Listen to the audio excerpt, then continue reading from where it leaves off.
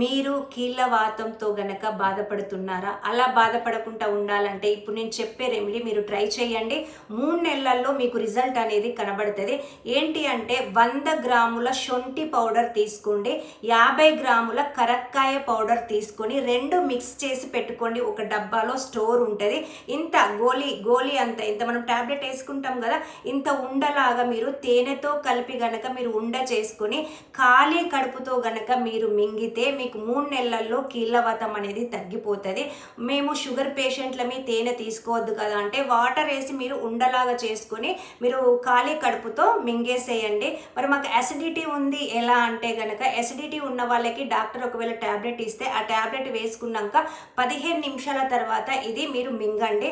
లేదు మాకు ట్యాబ్లెట్ లేదు కానీ యాసిడిటీ వస్తుంది అంటే సోంపు వాటర్ కానీ జీలకర్ర వాటర్ కానీ మీరు వేడి చేసుకొని అందులో జీలకర్ర వేసి వేడి నీళ్ళలో మరగబెట్టుకొని మీరు తాగిన తర్వాత 15 నిమిషాల తర్వాత గనక మీరు ఈ ఉండను గనక నోట్లో వేసుకొని మీరు 3 మంత్స్ గనక మింగితే మీకు కీళ్ళవాతం తగ్గిపోతుంది. ఇది మింగడంతో పాటు నేను ఒక 2 ఆసనాలు చెప్తా.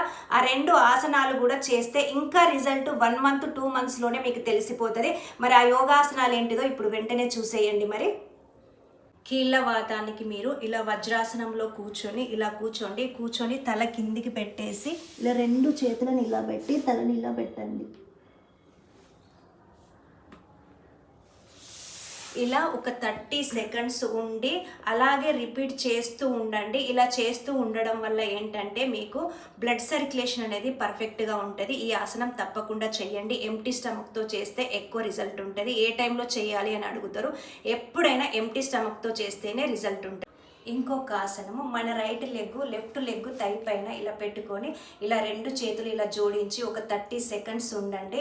ఇలా 2 మినిట్స్ చేయండి. ఇట్లా ఒకసారి ఈ కాలు ఒకసారి లెఫ్ట్ లెగ్ను రైట్ లెగ్ పైన ఇలా పెట్టేసి మీరు కనుక చేస్తే మీకు కీళ్ళవాతం అనేది 99% తగ్గిపోతుంది ట్యాబ్లెట్ లేకుండా.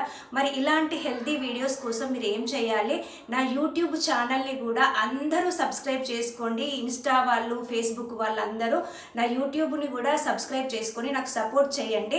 ఓకేనా మరి?